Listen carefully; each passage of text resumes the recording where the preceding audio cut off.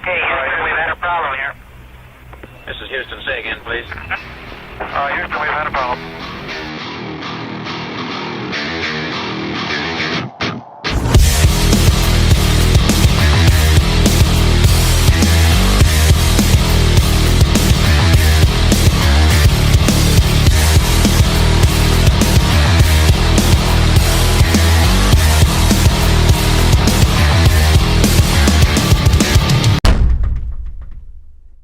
Tenemos un problema.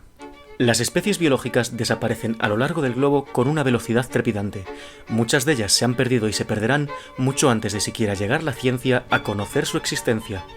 Los expertos ya están hablando de la sexta gran extinción, con la diferencia evidente de que esta es una consecuencia de la actividad humana y no del ciclo de cambio natural del planeta. Esta gran extinción es el pistoletazo de salida de una nueva era, el Antropoceno, llamada así porque su carné de identidad es la calamidad humana. Pero, ¿y si te dijese que a lo largo del globo existen repartidos una serie de territorios selectos que acogen una fracción inmensa de la biodiversidad global?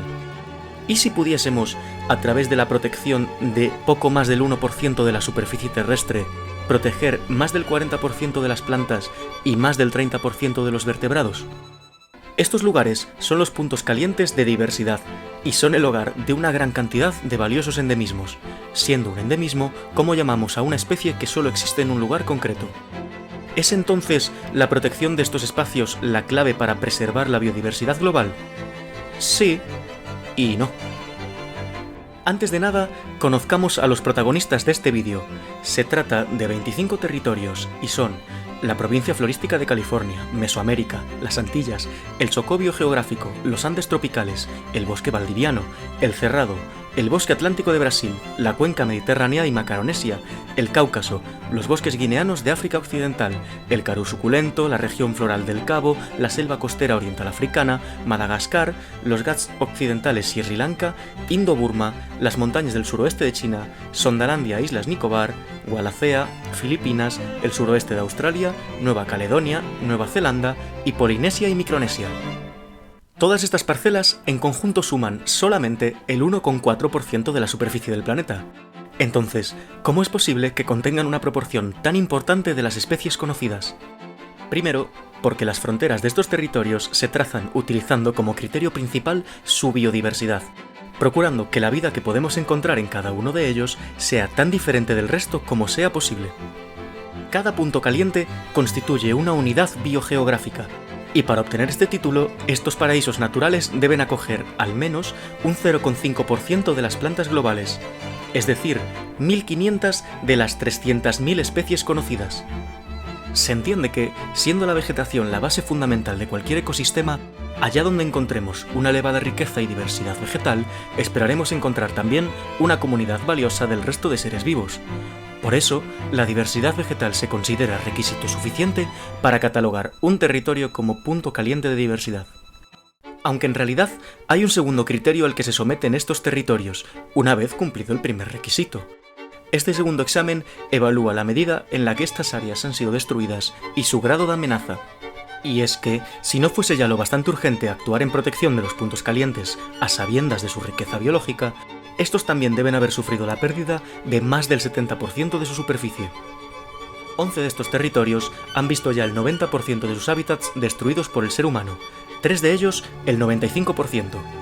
Todos estos tesoros biológicos han perdido ya al menos el 70% de su superficie, evidenciando la urgencia de actuación que precisan. De hecho, ya se ha perdido el 88% de su vegetación conjunta. De no actuar en favor de estas áreas, lo más probable es que más pronto que tarde la hayan perdido toda.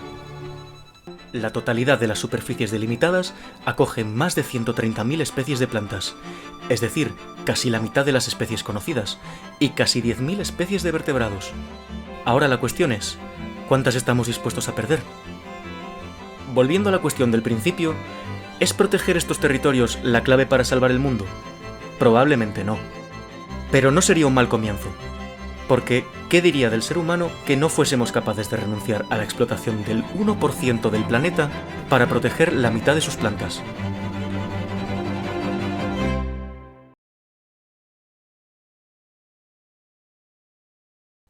Ah, seguís aquí. El vídeo ya se ha acabado. ¿No os vais a ir? Bueno, ya que os negáis a iros, os propongo un juego. ¿A que no adivináis cuál es el punto caliente más caliente? Podéis parar el vídeo para pensarlo. Antes de revelar al ganador, dejadme que os cuente los 3 criterios para determinar cuál es el punto caliente más caliente.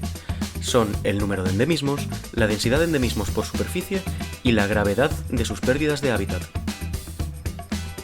Tras verificar la validez de los recuentos, el jurado ha revelado los integrantes del podio, acompañados de 2 menciones honoríficas.